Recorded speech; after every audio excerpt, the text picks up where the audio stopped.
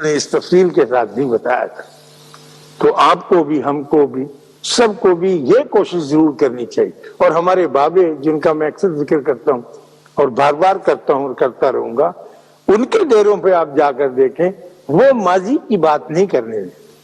وہ کہتے ہیں کہ بسم اللہ آپ یہاں آ گئے ہیں، یہ نئی زندگی شروع ہو رہی ہے، آپ بالکل روشن ہو جائیے، چمک جائیے، یہ رحمتوں والے باغ ہے، برکتوں والے. ہمارے جیسے نالائق بری حیت رکھنے والے آدمی ان کی خدمت میں حاضر ہوتے تو وہ نعرہ مار کے کہتے واہ واہ، رونق ہو گئی ہمارے میلے کی، ہمارے ڈیرے کی، کہ آپ جیسے آدمی آگے. اس لیے کہ آپ کے ساتھ مستقبل بندھا ہوا ہے، آپ نے تو آگے کی طرف چلنا ہے اور سارا سہارا اس سے ملنا ہے. اب آپ دیکھیے ہمارے اوپر تو مشکل وقت ہے، لیکن سارے ہی اپنے اپنے انداز میں مستقبل سے خوفزدہ ہوئے کہ جی پتہ نہیں کیا ہوگا اور کیسا ہوگا. کیوں کیا ہوگا؟ ہم کوئی ایسے گرے پڑے ہیں، ہم کوئی ایسے مرے ہوئے ہیں؟ ہمارا پچھلا دروازہ تو بند ہے، اب تو ہم آگے کی طرف چلیں گے اور تو ہمارے پاس کوئی راستہ ہے ہی نہیں. اور ہم کبھی بھی مایوس نہیں ہوں گے، اس لیے کہ اللہ نے بھی حکم دے دیا کہ مایوس نہیں ہونا. حالات مشکل ہوں گے، تکلیفیں آئیں گی، بہت چیخیں نکلیں گی، بہت تکلیفیں ہر طرح کی آئیں گی، لیکن ہم مایوس نہیں ہوتے ہیں، اس لیے کہ ہمارے اللہ کا حکم ہے اور ہمارے نبی کے ذریعے یہ فرمان دیا گیا ہے کہ لا تقنطوا من رحمت اللہ، اللہ کی رحمت سے انکار. اور بعض اوقات یہ پتہ نہیں چلتا کہ اللہ کی رحمت کے کیا کیا روپ ہوتے ہیں. آدمی تو یہ سمجھتا ہے نا کہ میرے ساتھ یہ زیادتی ہو گئی، میں خدا نہ ڈیموٹ ہو گیا، لیکن اس ڈیموٹ ہونے میں کیا راز ہے وہ نہیں سمجھ سکتا. تو اس راز کو پکڑنے کے لیے ایک ڈائریکٹ کنیکشن اللہ کے ساتھ ہونا چاہیے اور اس سے پوچھے کہ سر یہ میرے ساتھ ڈیموش، میرے ساتھ یہ تنزلی کا کیوں تعلق قائم کیا ہے؟ پھر آپ کو پتہ چل جائے گا کہ کیوں. لیکن ہمیں اتنا وقت نہیں ملتا، پریشانی میں اتنا گم ہو جاتے ہیں. کبھی بھی یہ ہماری بڑی بدقسمتی ہے، بازاروں میں جانے کے لیے وقت مل جاتا ہے، تفریح کے لیے وقت ملتا ہے، دوستوں سے بات کرنے کی، اپنے ساتھ بیٹھنے کے لیے کوئی وقت نہیں ملتا. آپ یقین، میں آپ سے پوچھتا نہیں، میں بیچ بیچ میں شامل ہوں. میں اگر اپنی ذات سے پوچھوں کہ اے اشفاق احمد صاحب، آپ کو اپنے ساتھ بیٹھنے کا کتنا وقت ملتا ہے؟ آپ نے کبھی اپنا احتساب کیسے کیا؟ دوسروں کا احتساب تو ہم روز کر دیتے ہیں، اخباروں میں، کالموں میں، ایڈیٹوریلز کے اندر. میرا بھی تو ایک وجود ہے، میری بھی تو ایک شخصیت ہے. میں بھی تو یہ چاہوں گا کہ میں اپنے آپ سے پوچھوں کہ ایسا کیوں ہو گیا، اور اگر ایسا ہو گیا تو پھر خفیہ طور پر مجھے اس کا کوئی اعلان نہیں کرنا ہے. خفیہ طور پر اس کے لیے اللہ کی بڑی مہربانی ہے، اس نے ایک راستہ رکھا ہوا ہے توبہ کا. کئی تو آدمی کہتے ہیں نا کہ نفل پڑھیں، آپ ورد وظیفہ کریں، وہ چلے گا نہیں جب تک کہ آپ نے اس کیے ہوئے برے کام کے لیے توبہ نہیں کر لی. توبہ ضروری ہے. جیسے آپ کاغذ لے کے نہیں جاتے کہ ٹھپا لگوا کے آدمی سے، پھر وہ آگے دستخط کر دے گا، پھر آپ کا کام چل جائے گا. تو توبہ وہ ٹھپا ہے جو لگ جاتا ہے، بڑی آسانی سے لگ جاتا ہے. اگر آپ خفیہ بیٹھے ہو، دروازہ بند کیا ہوا، اور اللہ سے کہیں کہ اللہ میں یہ پتہ نہیں مجھے کیا ہو گیا، تو یہ ہو گیا اور میں اس پہ شرمندہ ہوں. میں یہ ریزن نہیں دیتا کہ ہیومن بینگ ویک ہوتا ہے، انسانی کمزوری ہے، یہ بہت فضول بات ہے، ایسی کرنی ہی نہیں چاہیے کہ جی مجھ سے یہ کوتاہی ہوئی ہے اور میں اس کی معافی چاہتا ہوں آپ سے، اور میں کسی کو بتا نہیں سکتا اس لیے کہ میں ایک کمزور انسان ہوں، کیوں بتاؤں؟ تو وہاں سے معافی مل جاتی. پھر زندگی کا پھر راستہ ایک نیا بڑا شاندار، بڑا کامیاب چل نکلتا ہے. لیکن اگر آپ اپنے ماضی کو ہی اٹھائے پھریں گے، اس کی فائلیں ہی لیے پھریں گے اور یہی رونا روتے رہیں گے کہ میرے ابا جی نے کیا کیا، دوسری شادی کر لی تھی، فرض کیجیے انہوں نے، یا میرے ساتھ سختی کرتے تھے، یا انہوں نے بڑے بھائی کو زیادہ دے دیا، مجھ کو کچھ کم دے دیا، یہ چھوٹے نے زیادہ لیے، بڑا کم رہ گیا، یا شادی میں کوئی گڑبڑ، تو ختم نہیں ہوگا کبھی بھی کام. پھر تو آپ وہیں کھڑے رہ جائیں گے دہلیز کے اوپر، نہ دروازہ کھولنے دیں گے نہ بند کرنے دیں گے، جگہ میں پھنسے ہوئے رہیں گے.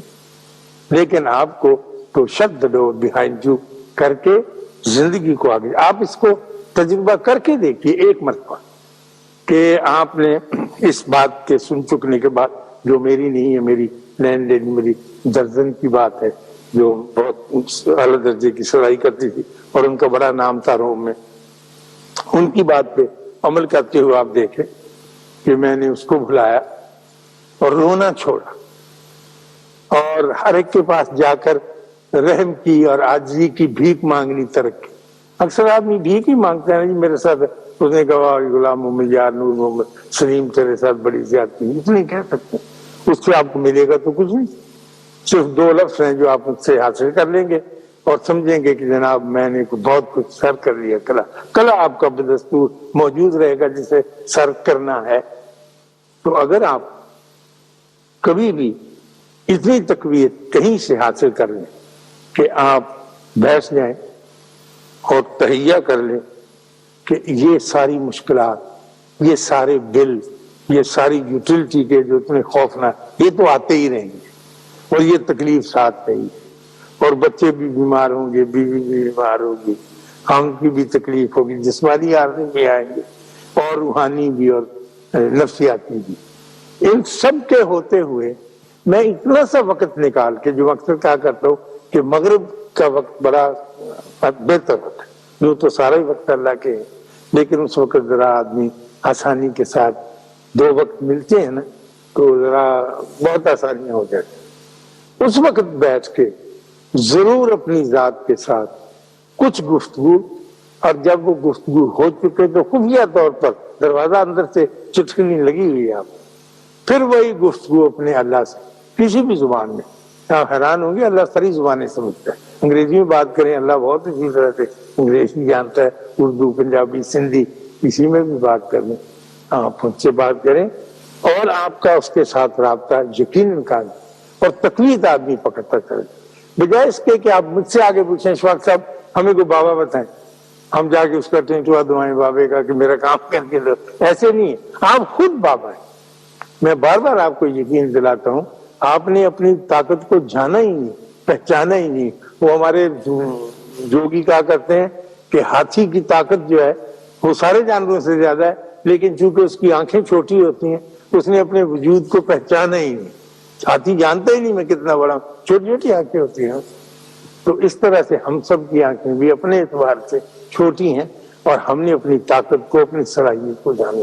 اللہ میاں نے تو انسان کو بہت عرفہ اور اعلیٰ بنا کر اور مسجود ملائک یعنی فرشتوں کو سجدہ کرنے کے لیے آرڈر دے دیا۔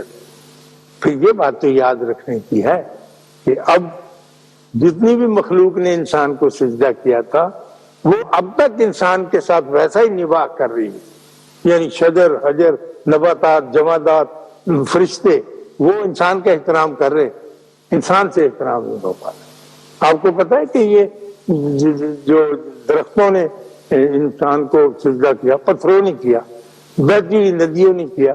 اس وقت میں بار بار کہا کرتا ہوں کہ اب جب ہم یہاں بیٹھے ہیں تو اس وقت کروڑوں ٹن برف جو ہے ہمارے پہاڑ K2 کے اوپر پڑی ہوئی، وہ اس وقت آواز پکار کے سورج کی منتیں کر رہی ہے کہ ذرا ادھر کرنے زیادہ ڈالنا، پانی ہے نہیں چناب میں، بالکل سوکھ گیا، تو میں نے پانی پہنچانا ہے اور نو انسان کو پینے کے لیے پانی چاہیے۔ اپنا آپ پگھلاتی ہے برف، سڑکتی ہوئی آتی ہے اور آپ کو پانی دے کے جاتی۔ سوئی گیس جو بالکل ڈیڈ چیز ہے زمین کے اندر موجود ہے، صبح کے وقت سوئی گیس اگر آپ غور سے اس کی آواز سنیں اور آپ یہاں تک پہنچ جائیں کہ آپ کو یہ آوازیں آنے لگے تو چیخے مار مار کر کہہ رہی ہوتی ہے نیچے والی سوئی گیس سے، نہیں کڑیو چھتی کرو، گیس کو کہتی باہر نکلو، جلدی کرو، تم تو ابھی ہار سنگار کر رہی ہو، بچوں نے اسکول جانا ہے، ناشتہ دینا ہے، لوگوں نے دفتر جانا ہے، چلو اپنا آپ قربان کرو ناشتہ۔